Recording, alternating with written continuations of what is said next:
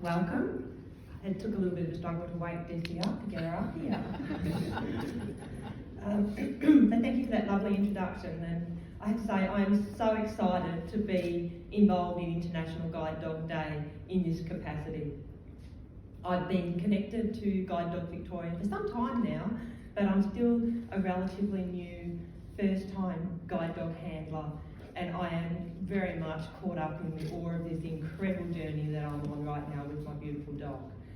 I'd also like to share with you today some things that you may not be aware of, some things that could possibly be going on in the background before somebody makes the decision to go to guide dog mobility. This is not just my story, it very much belongs to others like many of you here today.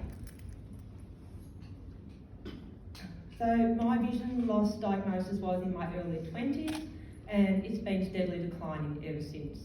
I also have a hearing impairment which was diagnosed at the age of 5. It's remained relatively stable and is fairly well corrected with hearing aids.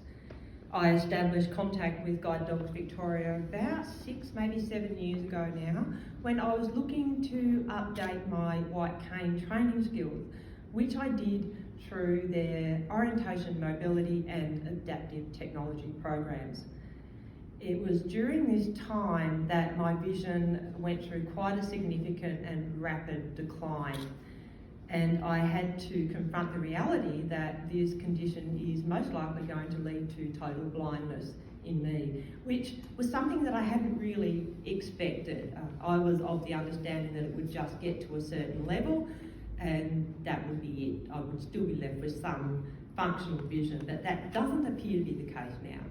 So at that point, it was recommended that perhaps I should consider guide dog mobility.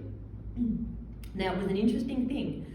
I had for many years, many people saying to me, well, why don't you have guide dog?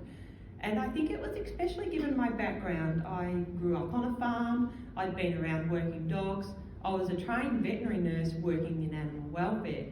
Seems like a natural fit, right? But for me, it wasn't that straightforward. I had so many things that I had to process in my own mind. And among those many things, there was this incredible fear of loss. Now that fear is still very much there, but I've got through it. But that fear of loss is because I just knew that I would be establishing the most remarkable bond with my very first guide dog. And end of life is painful. I already had a high level of independence using my cane.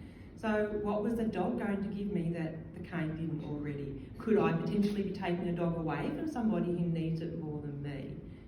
Then there was the impact on my family, especially my Dr. Doolittle husband, but that's a story for another day. And to top it all off, I felt an overwhelming sense of responsibility towards the organisation that I would be getting my dog from. I was acutely aware that every time my dog and I stepped out the door, we would be representing that organisation. Was I up for that? I knew the dog would be, but what about me? So as you can see, I didn't want to go into this life-changing decision in a half-thought-out way. I knew it was going to take many conversations. And Guide Dog Victoria were incredibly patient with me during that time. And there was also a really significant light bulb moment. And that was when I found myself standing on a beach in front of an apartment complex where I was lucky enough to be staying on holidays before I made the decision to go to guide dog mobility. I'd taken myself off for a little walk on the beach, which I'd done many times before in previous years. And I found myself standing there looking at the apartment block. I could not for the life of me see the path that would take me off the beach through the gate into the apartment complex. So I'd taken my cane with me, which was very useful on the other side of the gate, but it wasn't going to get me to the gate. So you can imagine that I really was stuck. I'm standing there, could see the apartment block, could not see that path. And that was when it really hit me the true differences between the two types of mobility. So I knew the theory. The theory is the cane is known as an obstacle finder, the dog is known as an obstacle avoider. But it really dawned on me in that moment, hang on a minute, these dogs are actually also very good finders. A well-trained guide dog can help me to find a seat, to find a door, to find a gate. So there you go, that was the light bulb moment. And once I'd made the decision, I set myself a goal and I said, okay, we're going down this path and I'm going to come back here with my new guide dog and we're going to find our way off this beach. And I did, it happened. I'd been partnered with my beautiful dog for about 9 months and we took our first interstate flight and we went up there to the beach, and the first thing we did, we went down to the beach, and it just took me a few minutes just to teach her to target that particular gate so that she could locate it, and off we went for our little walk. Didn't go too far because I was really keen to try this out. Turned around, went back, and then when we got close enough I could see the apartment block, and I just said to her, I have to say it quietly so she doesn't do it now, find the gate. And off she went. And she went barreling up the beach and I'm parachuting behind her. And we come to a screeching halt and I look down and her nose is firmly planted on the gate. Front half of her is stock still. And I look at her back end and her tail is going like mad, her back feet are dancing, sand's flying everywhere.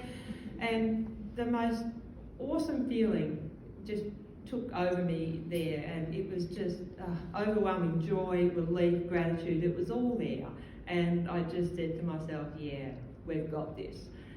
So that was almost been 2.5 years now since I transitioned from using my white cane to this wonderful, tangible partnership that I have with my beautiful dog, Dassault. Now, this is where it could get really entertaining. I'm actually going to introduce her to you properly. I'm going to step out there and then come back. So this could be really entertaining. Bear with me for a minute. Okay, come on, Jess.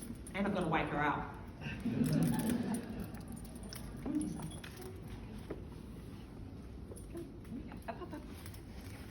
Okay, here she is. Now I'm going to try and project my voice here, just for a minute. So she's just given a nice big shake, so there's fur everywhere. She is a gold Labrador Retriever cross, and her name is Dassault. So I'll just pop back to the mic now and see if I can make it back.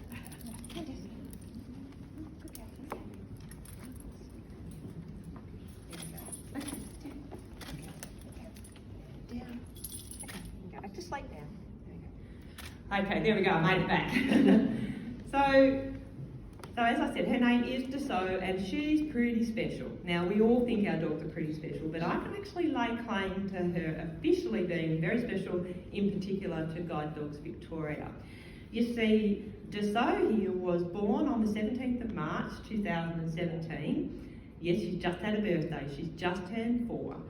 2017 was the 60th anniversary year for Guide Dogs Victoria, and at a special celebration ceremony at Government House, she was the puppy that was chosen to be named for and presented to our Victorian Governor, Linda Dassault, who is a patron for Guide Dogs Victoria. So there we go. I have a special dog and you can't argue with me. So we officially became a couple in November 2018 when we commenced our intensive 4 weeks of training. Now I have to say, the matching team had done the most remarkable job to pair me with this dog, particularly as I'm a first-time handler.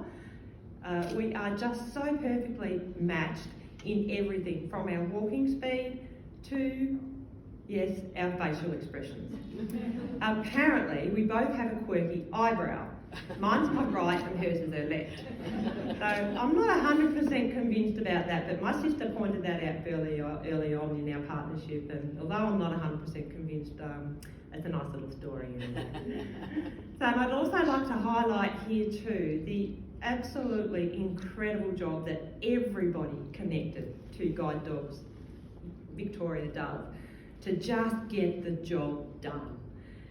You know, I was going to try and name all of the services and departments here that are offered, to our community, but I was fearful of leaving anybody out, and I just want you all to be reassured that each and every one of you is just totally remarkable in what you do.